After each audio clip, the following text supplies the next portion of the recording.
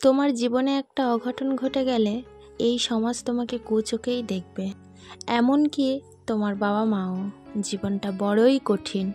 এ সমাজে একা একা জীবনযাপন করাটা খুব কষ্টের। নিজের আপনজন যারা, তারাও আমার পাশ থেকে সরে গিয়েছে।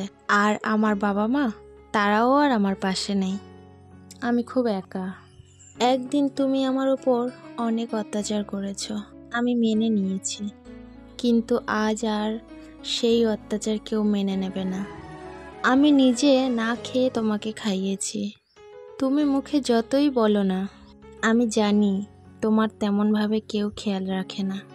আমার জীবনটা তোমার সাথে কাটানো দিনগুলোর কথা ভাবতে ভাবতে কেটে যাক, আমি এতেই খুব খুশি।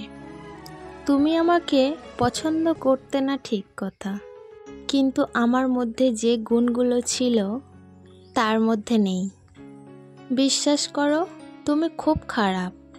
আর আমি সেই খারাপ মানুষটাকে নিজের অজান্তে এতটাই ভালোবেসেছি যে তাকে ছাড়া আমার জীবনে অন্য কাউকে মানিয়ে নেওয়া সম্ভব না। আমি জানি এই সমাজে আমার মতো ঘৃণ্য প্রাণী আর কেউ নেই। এর জন্য দায়ী কে জানো? তুমি। সেই দিনগুলোর কথা মনে পড়লে বুকের ভেতরটা কেঁপে ওঠে। কতই না সুন্দর ছিল দিনগুলো।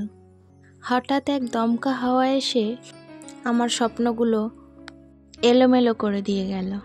একটা মেয়ের জীবনে তার স্বামী ছাড়া তার কোনো গুরুত্ব নেই। সবাইয়ের কাছে সে অবহেলার পাত্রী। ভগবান আমাকে মানব জীবন দিয়েছে, কিন্তু ওই যে কথায় বলে না, যে প্রত্যেকটা মানুষের এককাল দুঃখ আর এককাল সুখ। ভগবান আমার কপালে দুঃখটা লিখেছে আর সুখটা লিখতে ভুলে গিয়েছে।